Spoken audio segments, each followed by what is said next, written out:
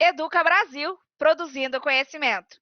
Eu sou a professora Dinamara Machado e peço licença para entrar um pouquinho na sua vida para aprender a sua atenção. O Educa Brasil, produzindo conhecimento, é um programa que vai ao ar pela TV Profissão, está disponível em canal aberto, em alguns canais pagos, mas qual é o objetivo do Educa Brasil produzindo conhecimento? Bom, toda semana eu tenho convidados. Esses convidados são profissionais do mercado, profissionais que respondem algumas perguntas minhas ou a respeito das suas carreiras e das suas escolhas profissionais, porque o nosso objetivo é fazer com que o jovem, a pessoa de meia idade, aquela pessoa que já se aposentou, observe um novo mercado de trabalho, uma nova possibilidade de emancipação humana pelo trabalho, ou ainda que conheça outra área, né? Então, o Educa Brasil Produzindo Conhecimento é um programa destinado à ciência do trabalho ou o trabalho da ciência com educação. O Educa Brasil é sempre feito com convidados, né? Eu tenho a grata alegria de ter profissionais ao meu lado, convido esses profissionais de uma instituição ou de outra instituição e falamos a respeito de alguma pergunta basilar, de alguma carreira em essencial. Hoje retorna ao Educa Brasil professor doutor, pós-doutor Kleber. Professor Kleber, seja muito bem-vindo. Boa tarde, professora Dinamara. Boa tarde, vocês que nos acompanham. Muito grato mais uma vez pelo convite e pela possibilidade de estar aqui conversando com você e com nossos espectadores. Que maravilha! Professor Kleber já esteve comigo no Educa Brasil, né? Quando nós estávamos discutindo a questão da história, né? E o professor Kleber retorna agora para falarmos de literatura. Professor Kleber, para alguns telespectadores, pode ser a primeira vez que eles estão acessando o Educa Brasil. Para outros que acompanham o Educa Brasil nos canais de televisão ou nas mídias sociais, já assistiram, mas mesmo assim, no Educa Brasil, a gente tem alguns processos que são fundamentais, que são basilares. Eu sei que agora, de uma forma breve, até porque o nosso telespectador vai compreender, eu queria só que você falasse a sua trajetória de formação, quem é o Kleber e por que hoje ele está aqui para responder uma pergunta importante. Por que ler os clássicos? Isso mesmo, muitos jovens ou algumas pessoas, né, compreendem a cultura e no desenvolvimento do nosso fazer, porque muitas vezes somos conduzidos e não sabemos por que somos conduzidos.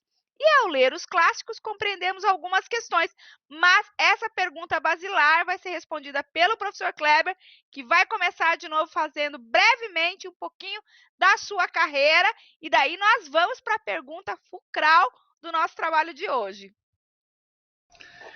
Bem, começo pela pergunta basilar, pela básica, né? Quem é Kleber Cabral? Kleber é uma pessoa de 40 para 41 anos, natural e residente em Belo Horizonte, Minas Gerais. Eu fiz a graduação em letras, minha trajetória toda na UFMG, como estudante, né? Fiz o bacharelado em língua e literaturas, em português, mestrado em estudos literários e o doutorado também em estudos literários. Além disso, fiz um primeiro pós-doutorado no UFMG e um segundo no Cefet de Minas Gerais. Atualmente, professor do curso de letras da área de linguagens e sociedade do Centro Universitário Internacional Uninter, né? Responsável pelas disciplinas de literatura brasileira, dentre outras, né? Então, posso falar brevemente sobre a minha formação. Eu gosto de pensar que a literatura é uma conversa a muitas vozes, né, porque é uma conversa que se dá desde a antiguidade até os dias de hoje, envolvendo autores de diferentes contextos históricos, sociais, geográficos, políticos e culturais, né? Então, acredito que eu fui convidado como um mediador, que é o que é um professor. Um professor é um construtor de pontes que estabelece diálogos e contatos entre diferentes pontos de vista. Então, Espero que esta conversa em tom de concerto com os nossos espectadores seja proveitosa para todos nós. Espero que eles também se manifestem, pois eu já gostaria de deixar uma provocação. O que é um clássico para você que nos assiste? Quais são os seus clássicos? Quais são Muito os seus bom, clássicos, professor. professora Dinamara? Pois é, eu já vou lhe contar quais são os meus clássicos que estão aqui na minha mangueira lá logo atrás, entendeu? Eu costumo dizer assim, que eu vivo embaixo dessa mangueira, eu mostro sempre um pedacinho da minha biblioteca, como você também, né? E nós temos os nossos clássicos, sim. E a nossa provocação, nós começamos uma série nova, né? Série Literatura. E você mesmo diz, esse sujeito Kleber, que também é sujeito a partir dos clássicos, né? E ler ou não ler os clássicos. Por exemplo, para nós da área da educação, quando nós estamos formando professores, como você passou pelo processo de formação, existem alguns livros que são considerados clássicos, né? E, é claro, eu vou deixar um aqui, porque quem vai explicar o que é clássico é você, que é o nosso convidado. Mas, por exemplo, para nós, Emílio é um clássico, né? Que eu tenho aqui. E por que será que a Dinamara leu o clássico? Aí é a pergunta que o nosso profissional da área de literatura, pós-doutor, vai começar a discutir. Mas o que é um clássico, afinal de contas, né? Você fez a pergunta e eu estou devolvendo, Clever.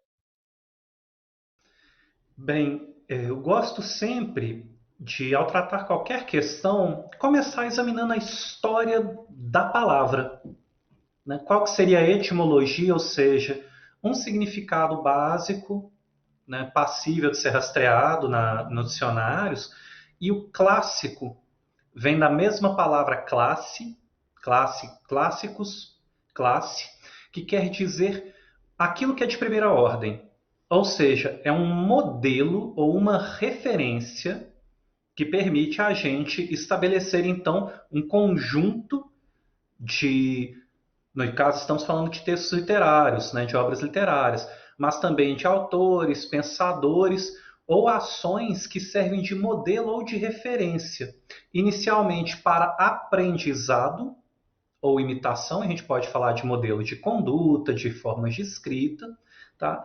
E a partir dessa ideia de uma referência, de um modelo, de um exemplo, no caso de um clássico de literatura, a gente fala de um modelo a ser seguido, a ser imitado, tá? Mas também um modelo daquilo que é bem escrito. Sobretudo, um modelo daquilo que é bem escrito dentro de uma certa proposta. Um exemplo, a Odisseia e a Ilíada de Homero foram, até hoje são consideradas, mas elas foram obras muito importantes, por exemplo, para o aparecimento da Eneida de Virgílio, que já é uma epopeia latina, romana, tá? Mas também para a criação da Divina Comédia, que é um outro épico de Dante Alighieri, a gente já está falando aí da Alta Idade Média, né, próximo do Renascimento italiano, e também um texto importante para o quê? Os Lusíadas de Camões, que é uma outra epopeia. E de Lusíadas de Camões, veja bem, a gente começou lá na Antiguidade, lá em Homero, né, em cerca de 800 antes do Cristo histórico.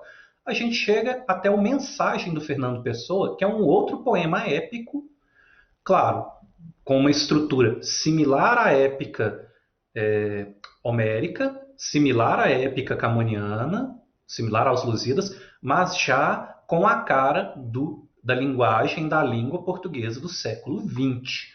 Então, voltando, o que é um clássico? É um texto que serve de referência, por um lado, de modelo de escrita, por um lado, de um texto que não cessa de transmitir valores humanos que interessam a É, nós, que têm atualidade. não, Kleber, a tua proposição, professor Kleber, é gigantesca, né? Em explicar tão maravilhosamente o que é um clássico. Quer dizer, é um modelo na construção da escrita, é um modelo de uma narrativa que depois vai ser acompanhada.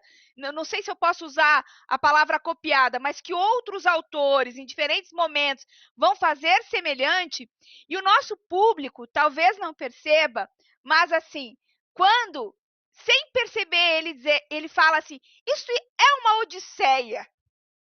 ele foi culturalmente levado a falar o que é Odisseia sem sequer um dia ter pego o clássico na mão. Né? E o que mostra a Odisseia, como que é essa trajetória dessa escrita, o que ela representa, né? Então, muitas vezes as pessoas são conduzidas, reverberam, mesmo sem saber o impacto que um livro escrito lá antes de Cristo ainda tem na sua vida numa ação que pode ser cotidiana. Então, brilhante a sua explanação ao falar do que é um clássico, né? Esse usar para um modelo. Então, eu acho que assim, a gente começa a explicar por que ler ou não ler os clássicos. Kleber, com você, por favor. Bem, professora, como você lembrou, mencionou, né, os clássicos, então, eles são uma medida de referência que vão construir uma série de padrões culturais, né, de o que é bem escrito, o que não é.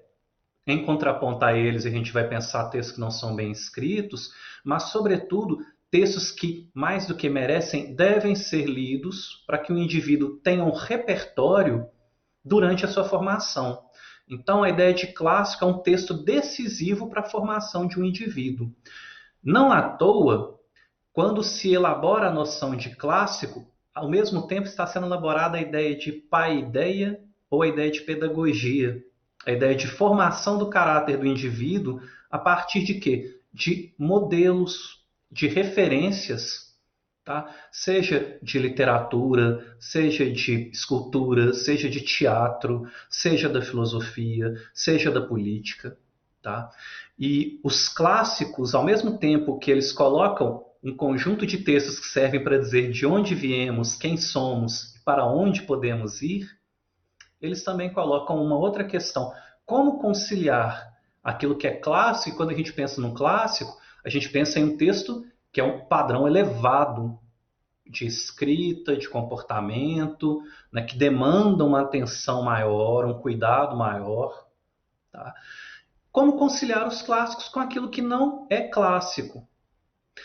E isso, veja bem, é importante para a gente perceber, como você bem mencionou, como é uma noção construída historicamente. O que era clássico ontem já não é hoje, e aquilo que ontem não era clássico, Homero não era clássico à época dele, ele foi tornado clássico séculos depois. Né? O Dom Quixote de Cervantes ele não nasceu uma obra clássica.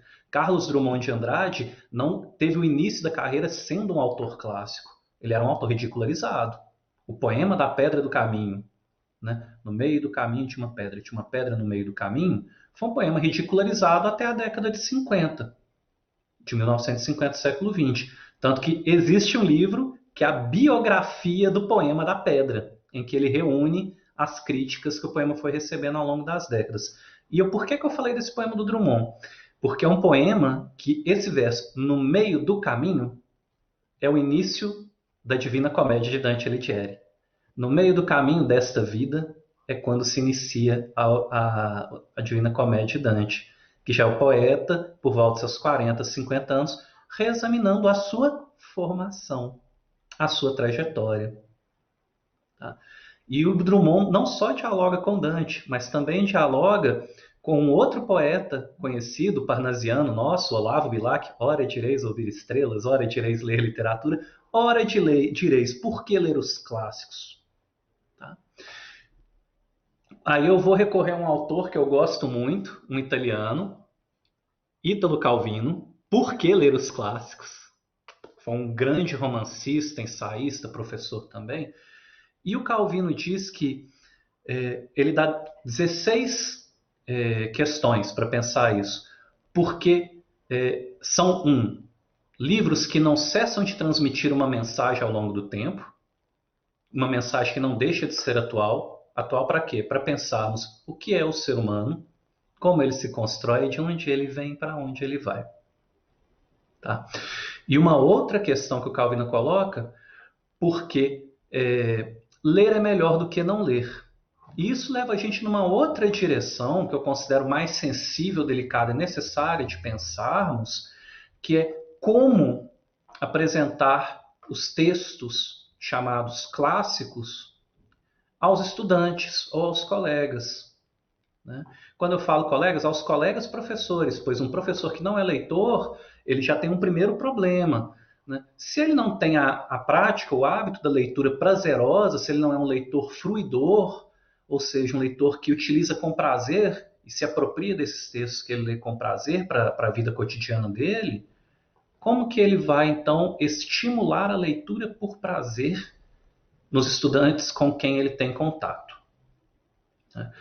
E essa questão dos clássicos, ela é interessante. Volta e meia, ou quase sempre, ela retorna. Ao início deste ano, nós tivemos uma situação em que um youtuber conhecido fez uma postagem em uma rede social em que ele questionou a obrigatoriedade da leitura de certos autores. Claro, como sempre, volta Machado de Assis, né?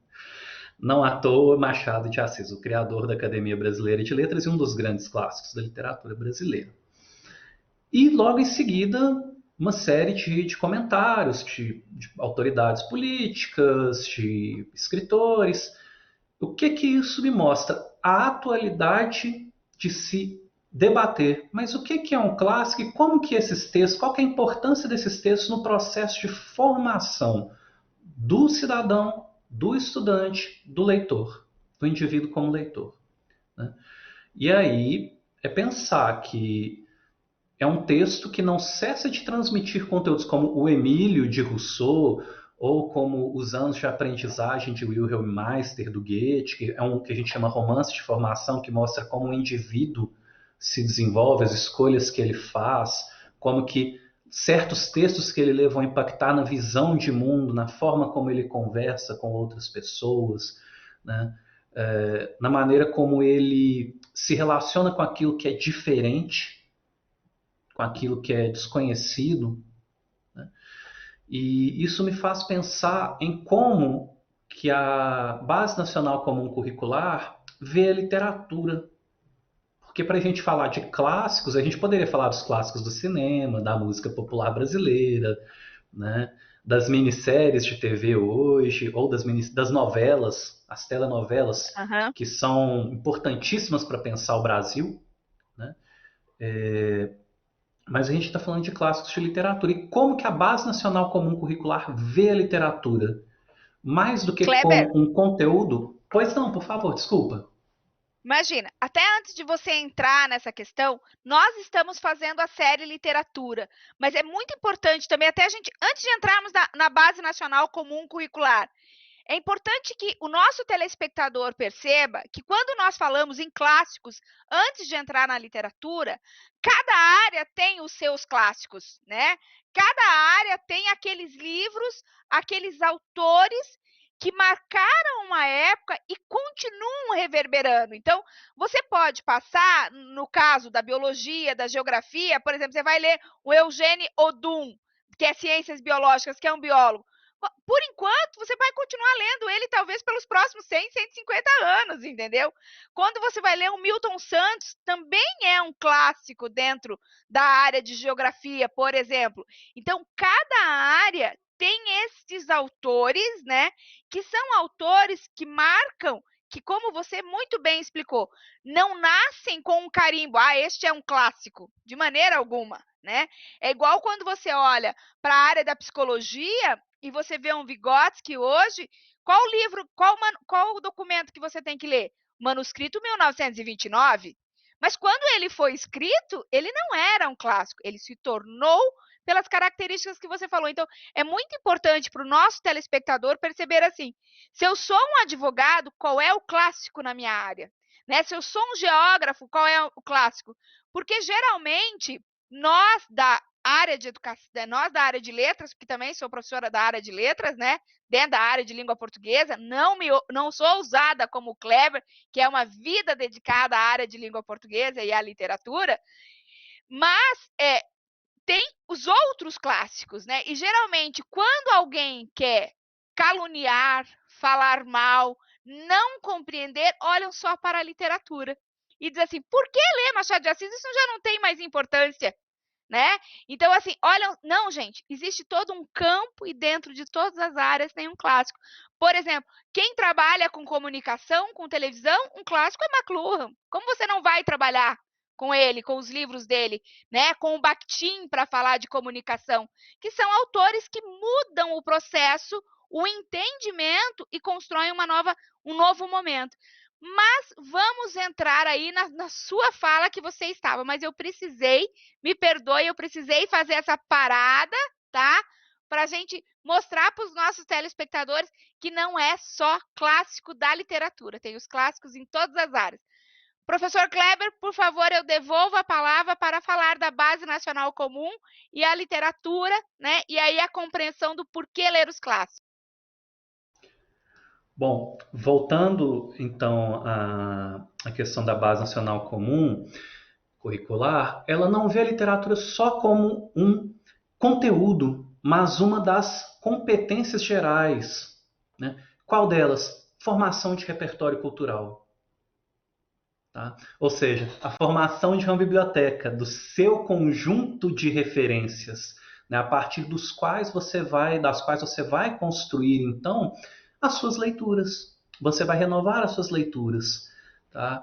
Porque a ideia é que, ao ser trabalhada como um repertório geral, tanto brasileiro como do exterior, né, voltando à fala da professora Dinamara, nós poderíamos falar dos clássicos da história do Brasil, né, Sérgio Buarque de Holanda, Raimundo Faoro, dentre tantos outros, né? Os clássicos da pedagogia brasileira, como Paulo Freire, evidentemente não podemos deixar de ler a obra de Paulo Freire, inclusive se quiser, e sobretudo se quisermos discordar dele, a partir das condições em que ele constrói o saber dele. No caso da linguística e da comunicação, Bakhtin, como foi mencionado, Marshall McLuhan, né? Então é pensar que quando se fala em clássicos, se fala em um conjunto de textos que serve de referência. E o que é importante não é o que ou qual clássico se lê, mas como, em que circunstância, em qual momento da sua vida. Uma das discussões que o Ítalo Calvino coloca é que se os livros, os clássicos, não mudam, a Odisseia continua a mesma. A tradução pode ser diferente e afetar o texto, mas o conteúdo humano da Odisseia é o mesmo. O conteúdo humano da Divina Comédia é o mesmo. O que vai variar é a tradução, como o texto vai ser apresentado em outra língua. Mas, se os textos não mudam, nós mudamos. E aí, o momento, ou onde e quando, em que circunstância da nossa vida nós temos contato, vai impactar significativamente na relação que nós vamos ter com esse texto, ou o significado que ele vai ter para nós. Um exemplo prático, um texto que marcou minha vida como leitor, significativamente, é 100 Anos de Solidão, do Gabriel Garcia Marques, até mais que Machado de Assis. Por quê? Como diria Calvino, um clássico é um livro que se diz, estou relendo e não estou lendo, ou seja, é um livro ao qual a gente retorna, porque ele sempre tem uma mensagem distinta para a gente. Né? E eu li esse livro com 11 anos, depois 12, 13, 14, e até hoje eu releio. Já são 30 anos, pelo menos, de conversas. E a cada momento esse livro me entregou uma narrativa diferente. Ou, por exemplo, Machado de Assis é a mesma coisa. O Machado que eu li na adolescência não é o Machado que eu li hoje, porque o Kleber não é o mesmo. Né? E é interessante a gente pensarmos que o contato com os clássicos, sobretudo no espaço escolar, da mesma forma como a gente tem uma rejeição imensa a Machado de Assis ou a José de Alencar no espaço escolar, na Rússia vai-se ter a Dostoiévski e Tolstói, na França a Balzac e Flaubert, porque são autores lidos incessantemente durante esse período de formação. É importante a gente pensar, um clássico é uma leitura de formação. Tá? E aí a questão que vai impactar é como que esse texto é apresentado aos estudantes, aos leitores, nesse contexto escolar e fora dele. Tem uma pesquisa muito interessante, muito reveladora, que é a Retratos da Leitura no Brasil, que ela é feita desde 2015, a última foi feita no ano passado, e essa do ano passado traz um diferencial, pois é a primeira edição de 5 em que há um cuidado em observar quais são os hábitos de leitura, né, de literatura. E um autor tão caluniado, um autor considerado tão problemático, Pois Difícil ou Inacessível como Machado, aparece como um dos autores mais citados entre o público de 11 anos a cerca de 70 anos. Né? Eu considero isso um dado interessante porque, junto de Machado de Assis, aparecem Jorge Amado, Paulo Coelho, Clarice Lispector. Né? Clarice também considerada uma autora difícil, né? Jorge Amado, um autor popular, Paulo Coelho, uma celebridade literária. Né? Isso muito devido à facilidade do texto dele, à acessibilidade do texto dele. Isso torna ele menos clássico? Não. A questão do clássico é que, quando eu pergunto para você, professora, quais são seus clássicos, os autores e os livros que você mencionar e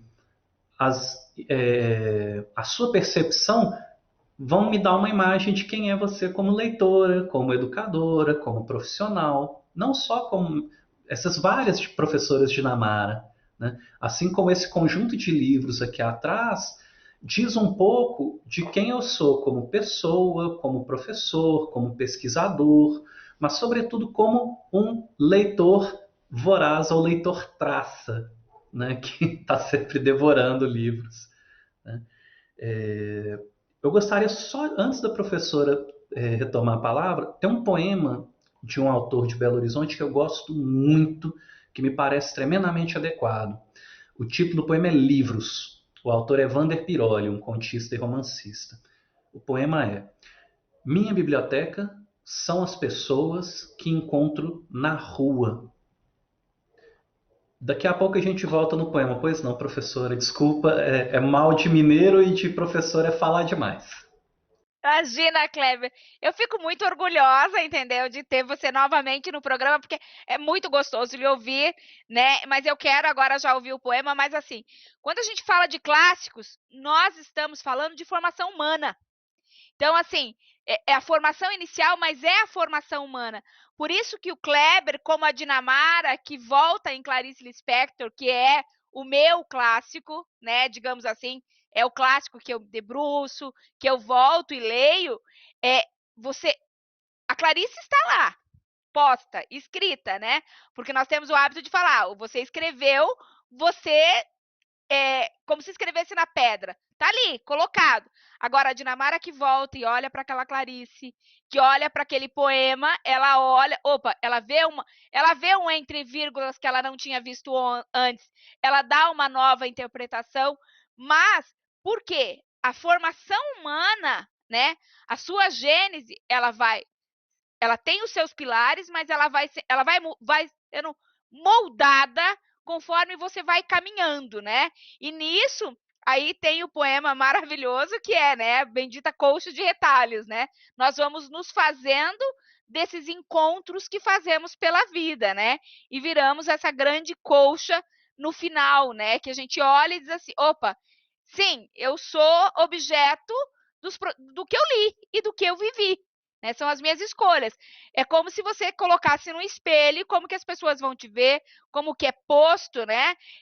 Alguns colegas olham e dizem assim, a professora Dinamara lê poesia, mas também lê Bauman, né? Quando a gente vai para a filosofia, para o entendimento humano, que agora é um clássico moderno, de um sociólogo moderno, né? De uma outra área. Por isso que é importante, eu quero voltar no poema contigo, mas para que as pessoas fixem, clássico não é só na literatura. Em todas as áreas tem clássico, mas é óbvio que a literatura é um berço fantástico. Kleber, por favor, o poema. Isso antes do poema, eu gostaria de retomar sua fala, professora, porque essa questão de que a noção de clássico ela não se restringe unicamente ao universo da literatura. A noção de clássico ela diz respeito a toda a nossa percepção da sociedade, né? Dentre meus amigos, fulano é um clássico, ou seja, é a referência. E falamos, né, os clássicos do cinema, da música, tem da literatura, da sociologia, da filosofia, da educação, da filosofia, Platão, Aristóteles, né, Jean-Jacques Rousseau, né, Nietzsche, da sociologia, o Bauman, Pierre Bourdieu, da psicologia da educação, né, Vygotsky, Piaget, dentre tantos outros. Então a noção de clássico ela diz respeito à nossa visão de mundo, daquilo que a gente considera como uma referência. E mais importante do que a gente só aderir aos clássicos construídos pelas instituições. Que instituições? As universidades, as redes sociais, as mídias, sobretudo a imprensa. Olha para uma revista Veja publica semanalmente uma lista dos mais vendidos, né, de ficção, não ficção e outros segmentos editoriais. Né? A gente vive fazendo listas. O que é uma lista, se não uma ordem de preferências? Uma lista, quando eu brinquei ao início do programa, quais são os clássicos de vocês? Vocês estão estabelecendo um cânone, um conjunto de textos que diz o que é a literatura, ou o que é a filosofia, ou o que é a psicologia da educação. Tá? E esse poema que eu mencionei, Minha Biblioteca são as pessoas que encontro na rua, lembra o que a professora Dinamara mencionou. Quando a gente fala em clássicos, a gente está falando em um conjunto de referências de construção de caráter, personalidade, de percepção de mundo, de percepção cultural, de percepção do que é educação, dentre tantas outras questões. Né? E mais, esse poema para mim é importante porque ele pega a ideia de que uma biblioteca não é só um conjunto de livros, é o conjunto de experiências significativas e de pessoas que me trazem experiências significativas para a minha formação como indivíduo. Tá? Então, tira a ideia de clássico do espaço da biblioteca, ressignifica a ideia de biblioteca, né? E faz a gente lembrar que todos os livros começam com a mesma pergunta: o que é isto para você? E os livros são elaborados pelas experiências das pessoas em contato com outras pessoas, não só pela experiência do indivíduo isolado do mundo, que eu considero isso fundamental.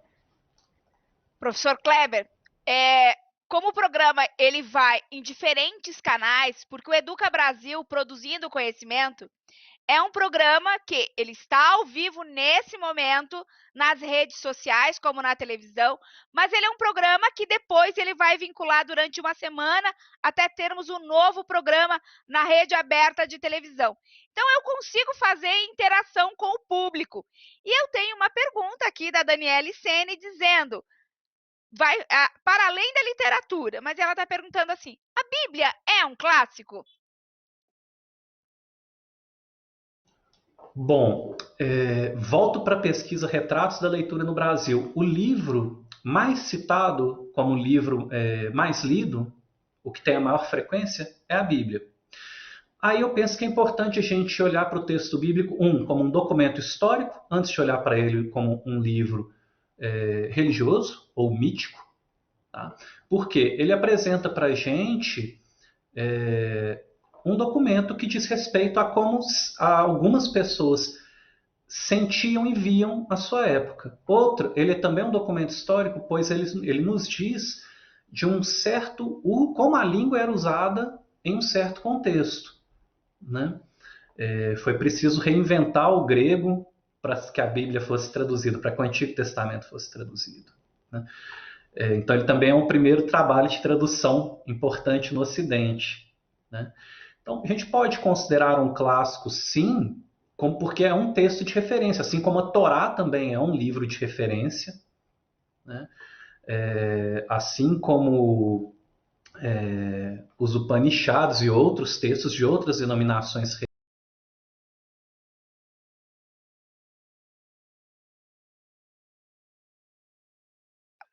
Professor Kleber, eu acho que está com problema na internet, né?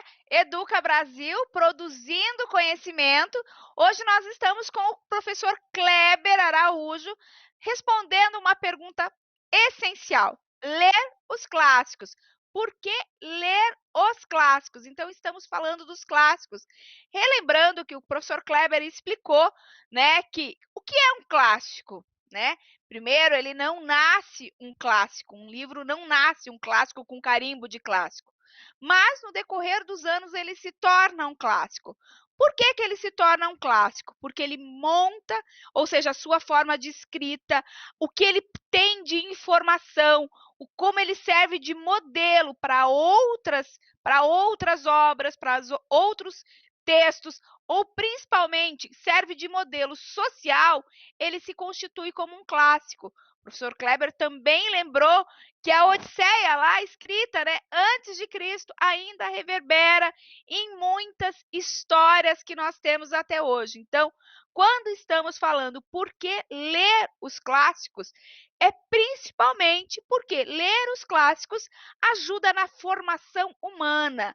Quando nós estamos dentro dos cursos de graduação, principalmente, nós temos eventos para falar dos clássicos, nós não queremos só que o aluno vá lá na internet e busque um resumo daquele clássico. Não, não é isso.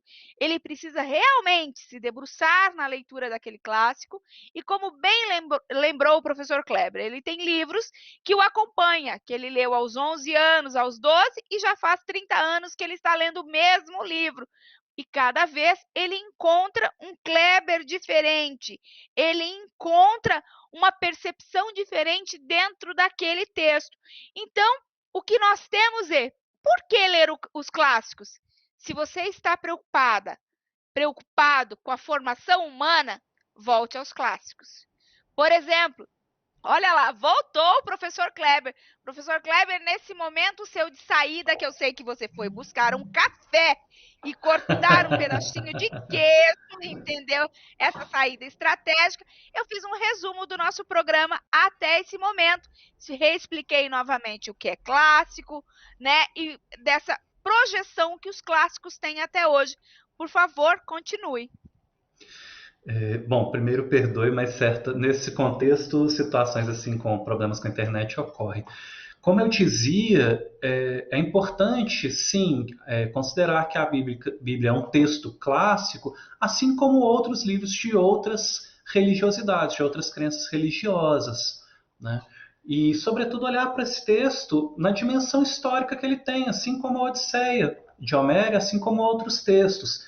Tendo em mente que um texto ele não nasce clássico, ele é escolhido por um grupo como sendo um texto de referência acerca de um determinado assunto. Ou seja, ele é tornado clássico e a ideia de clássico é objeto de revisão constante. Um exemplo que eu gosto muito, professora Dinamara, é como nos anos 80, em 86, enquanto passávamos pelo processo de abertura política e da Constituição Cidadã, nós tivemos uma revisão muito importante no ensino de como selecionar os textos de literatura a serem trabalhados na escola. É um contexto que é importante porque cria-se um termo hoje clássico na área de pedagogia, letramento, ele aparece aqui no Brasil, ele começa a ser usado, né, a fim de se rever as práticas educativas de alfabetização. E aí, um clássico para nós, a professora Magda Soares, seu livro Letramento, um tema em três tempos. Né? E a forma ou os critérios usados para seleção de textos literários é revisto. Por quê? Até esse contexto, até a década de 1980, eram selecionados textos do século XIX até início do século XX como exemplos de bem escrever. Exemplos de textos bem escritos que se faziam presentes em várias das gramáticas normativas e prescritivas brasileiras de língua portuguesa. Ou seja, se ensinava uma língua do século XIX ainda no século XX. Por que será então que as pessoas têm tanto ranço ou dificuldade com o Machado de Assis? Porque tinha que ler o Machado obrigatoriamente na aula de literatura e ainda tinha que encontrar com ele no livro de gramática para aprender como que era o português do século XX. Né? Isso é importante o quê? Para a gente perceber que é necessário revermos o que são os clássicos ou quais são os nossos clássicos, pois como foi mencionado antes, né? Se são os textos não mudam, e nós mudamos, que a gente mude também a forma como nós lemos estes textos. Porque o que vai mudar não é o conteúdo dos textos, é a maneira como nós vamos interagir com os textos e recomendar aos leitores. Tem uma questão importante que você falou, Kleber, e que na sua saída eu até mencionei. Existe uma questão que é assim, em algum momento criou-se uma rejeição aos clássicos, né? E essa discussão, essa fala, não sei se é de 70 para 80, principalmente de 80, com a expansão de cursinhos e preparatório, e que daí os clássicos viraram resumo, né? E em todas as áreas. Na nossa área de educação, na nossa área de letras, né, na literatura, tinha resumos de tudo, né? Livros pequenininhos, pockets, né? Como se resumisse uma obra inteira de um autor num pocket e ali estivesse a essência dele. E criou-se, nesse momento, uma forma de ver os clássicos, né? Diferente da que talvez eu tenha vivido, que você tenha vivido, que outros tenham vivido, essa experiência do clássico para a formação humana. Então, em algum momento da história, perdeu-se isso. Hoje, quando eu olho principalmente para o ensino médio, né, apesar que você consegue trabalhar os clássicos desde uma criança muito pequena, porque se você trabalha um Pequeno Príncipe, que é formação humana pura, você está trabalhando com uma criança, lá na educação infantil, né? Então, mas quando começa a se pedir literatura mesmo no ensino médio, essa forma de trabalhar a literatura também influencia a vontade ou não de continuar sendo leitor de clássico. Não sei se você concorda ou discorda do meu posicionamento, por favor. Concordo e discordo. Por que que eu concordo? O que que acontece quando se começa a produzir resumos, né? É algo que diz de uma característica do nosso tempo. E uma das questões que aparece na pesquisa Retratos da Leitura no Brasil. Por qual motivo você não lê? Falta de tempo. É um contexto que atribui à leitura de literatura uma utilidade prática, um conteúdo que precisa ser consumido e compreendido para a execução de uma atividade. E aí, professora, o problema disso é uma questão que eu coloquei ao início da nossa conversa. Como então estimular o interesse, e mais que o interesse, o gosto, o prazer pela leitura de um texto que, a princípio, não vai te auxiliar a compreender questões imediatas do seu dia a dia, não vai te auxiliar a compreender a sua realidade cotidiana. Mas ele vai te possibilitar uma perspectiva de contato com uma realidade diferente da que você conhece. Ora, a utilidade é justamente essa. Te auxiliar a olhar para situações cotidianas pelo ponto de vista de uma outra pessoa, desenvolvendo assim empatia pela condição, pelo lugar. Como assim a condição? Exemplo prático: quarto de despejo de Carolina Maria de Jesus. Você vai se colocar no lugar de uma mulher negra, pobre, favelada, com filhos pequenos, catadora de papel, vai ter contato com a linguagem dela, com o cotidiano dela, e aí talvez você repense, né, a condição. No meu caso, uma pessoa, homem, branco, 40 anos, professor universitário, mora num bairro, numa casa confortável. A experiência dela me auxilia a desenvolver empatia por outras pessoas que vivem em condições precárias.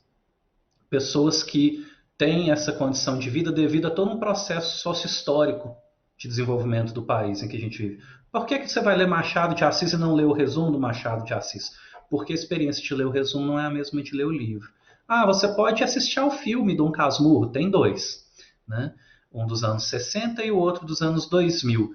Assista os dois e depois vá ler o livro. Veja o que é que muda, o que é que permanece do livro nos filmes, porque os filmes vão te auxiliar a olhar para o livro de uma maneira e o livro vai te auxiliar a olhar para os filmes de outra. O resumo só vai te dar um conjunto de informações breves. Quem fez o que, contra quem, com quem, em que situação e o que aconteceu no fim das contas. Quem casou com quem traiu quem ou não traiu. Né? Isso volta para a questão que a gente estava comentando dos clássicos como textos de formação. Tá? Qual que é a experiência que um resumo, a leitura de um resumo, vai te propiciar? A mesma coisa de você ligar a sua televisão, conectar no Netflix e ficar só lendo os resumos das séries, mas não assistir nenhuma série.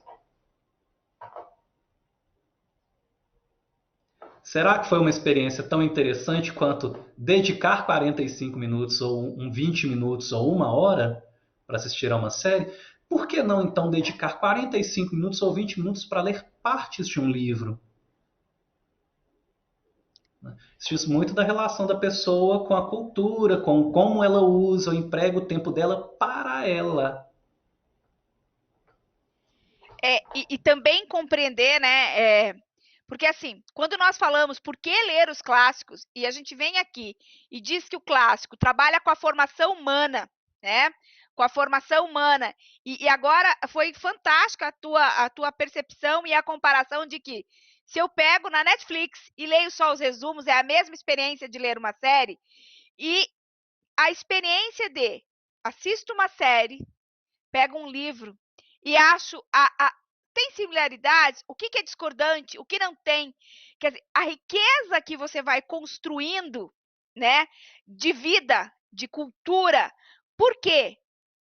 É os detalhes. Quando você só descobre quem casou com quem, não tem os detalhes disso. Mas como foi o chegar no casamento? Como se constituiu cada pedra no caminho para se ter esse casamento?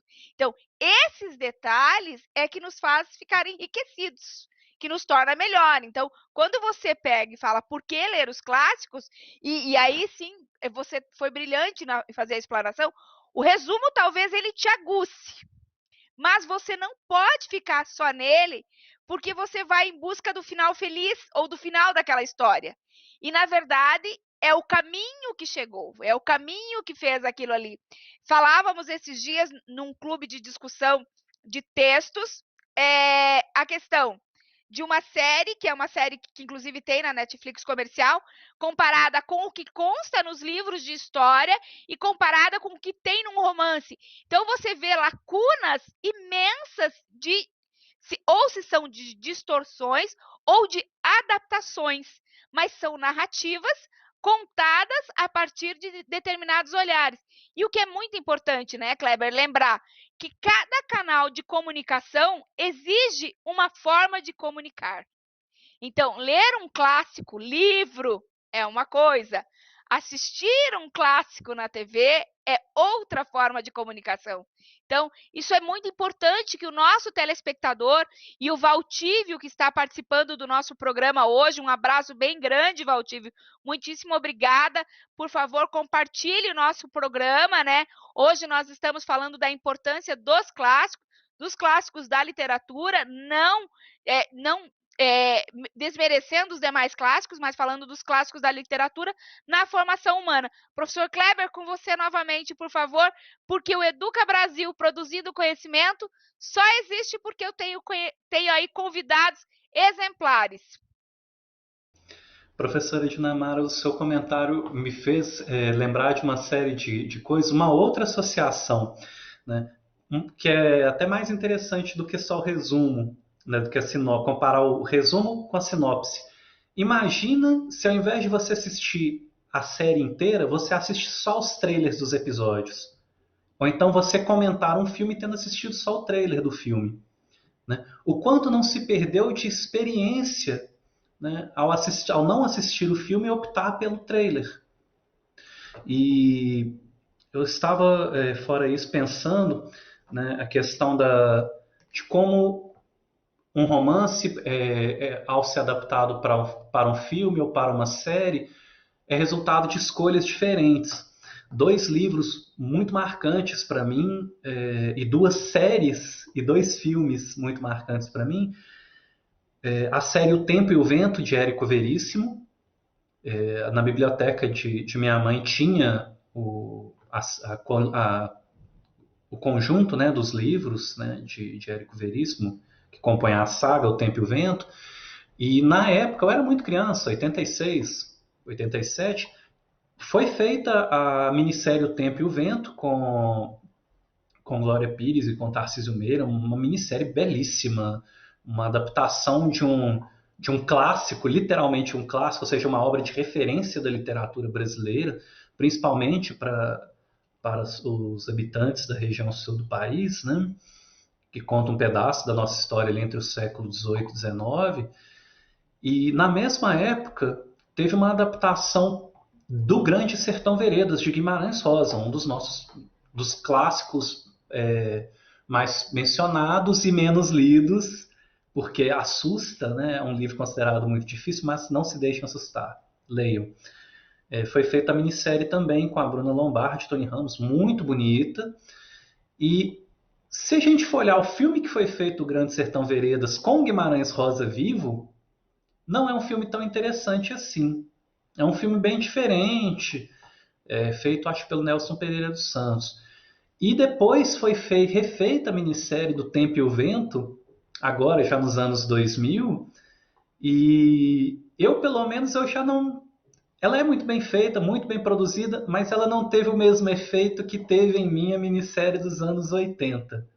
Né? Eu já revi a minissérie dos anos 80 e de tempos em tempos eu releio o livro do Érico Veríssimo, e aí fica aquela sensação, se eu ler só a sinopse, só o resumo, e não ler os livros, a experiência é uma. Mas após ter revisto e relido, continuo amando os livros.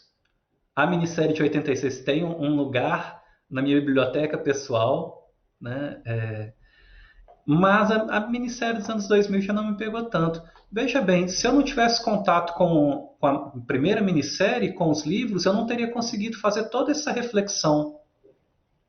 Né?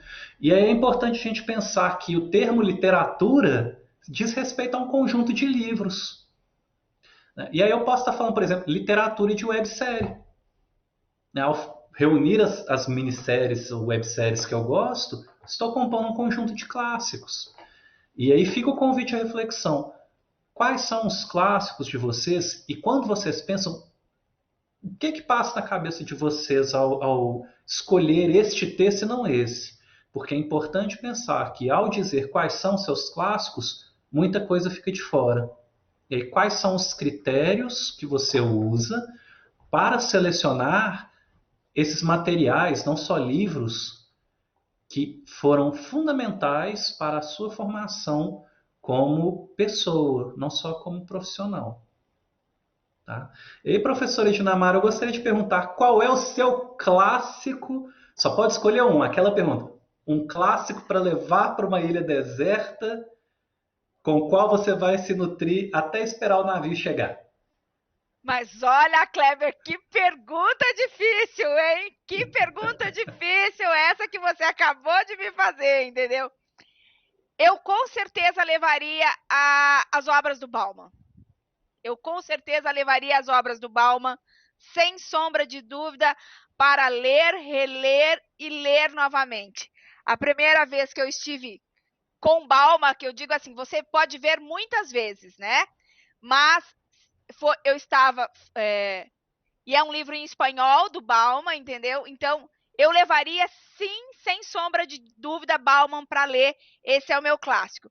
Se fosse aí na literatura, na nossa área de letras, aí eu com certeza levaria todas as obras de Clarice Lispector, sem sombra de dúvida. Não levaria uma, não dá para levar uma, porque é um embaralhado de uma construção social de uma mulher, de movimento, então, com certeza levaria. Professor Kleber, falta 4 minutos para acabar esse programa, não dá nem para acreditar que o Educa Brasil, produzindo conhecimento, hoje fiz um processo um pouquinho diferente, com interação. Sim, o Educa Brasil está aqui toda semana nas mídias, na televisão aberta. O Educa Brasil, produzindo conhecimento, vem para mostrar ao nosso telespectador que, a partir da ciência, nós buscamos a emancipação humana pela educação e pelo trabalho. Professor Kleber, além de você falar que quais os livros, os seus livros também mostram a sua identidade, qual o seu recado final? Meu recado final, quando a gente pergunta por que ler, é não nos esquecermos que a leitura só é possível na liberdade de escolha e de respeito à liberdade de escolha do outro. Então, antes de dizer a alguém o que é um clássico, pergunte a ela quais são os clássicos dela. Antes de dizer a um aluno, leia os clássicos, pergunte a ele quais são os clássicos, ou o que você lê, o que você gosta de ler. A leitura literária, então, ela é o espaço a literatura é o espaço da criatividade, é o espaço da liberdade da minha linguagem, como diria Paulo Leminski. Então, respeite a liberdade de linguagem do outro e, sobretudo, se abra a essa possibilidade que o outro vai apresentar, ao invés de impor algo como sendo uma medida de referência que tem que servir para todo mundo. Afinal de contas, meu sapato não necessariamente vai servir em você. Fantástico, professor Kleber. Antes de terminar, ainda a gente falta aí 3 minutinhos. Você, no meio da nossa conversa aqui, além de falar clássicos, falou de o quarto de despejo, né? E essa realidade, muitos devem pensar assim, mas como que um livro desse vira um clássico, né, Kleber?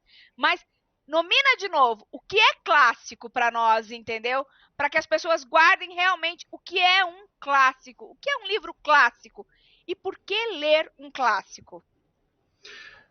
Um clássico, ele é um texto que é considerado um modelo ou um exemplo que serve de referência sobre uma questão.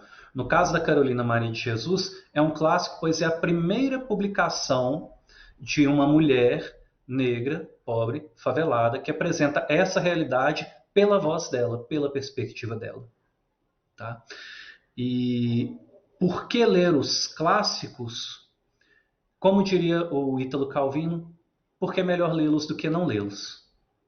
Né? A fim, inclusive, de que você possa compor a sua lista e expandir a sua lista. Tá? Então, fica esse convite para pensar que um clássico é uma biblioteca sobre a experiência humana no tempo. Ele não cessa de transmitir um conhecimento. A Carolina não deixa de dizer para a gente o que é a realidade de uma pessoa moradora de uma periferia, de um centro urbano. Afinal de contas, a situação que ela relata não mudou tanto de 1960 para cá, infelizmente. Mas, além dela, leia Conceição Evaristo também. É uma outra perspectiva sobre o que é ser uma mulher em uma realidade periférica. Fica a sugestão, professora. Maravilha, professor Kleber Araújo, professor pós-doutor Kleber Araújo. Hoje veio nos falar a respeito de ler ou não ler os clássicos. Por que ler um clássico? Bom, o Educa Brasil Produzindo Conhecimento é um programa que passa nas mídias sociais, YouTube, Facebook e assim por diante, mas também é um programa de televisão. Nós estamos aí com a perspectiva de 70 milhões de telespectadores, ou seja, é muita gente num processo muito grande de comunicação. O objetivo do Educa Brasil é, sim, a partir da ciência, da educação, essa luta pela emancipação humana, que também passa pelo trabalho. Educação e trabalho. E a ciência é o fio condutor deste programa que busca mostrar possibilidades. Educa Brasil, produzindo conhecimento, volta a semana que vem. Se você gostou, compartilhe, convide pessoas. Professor Kleber, muitíssimo obrigada mais uma vez. Obrigada. Tchau, tchau. Eu que agradeço.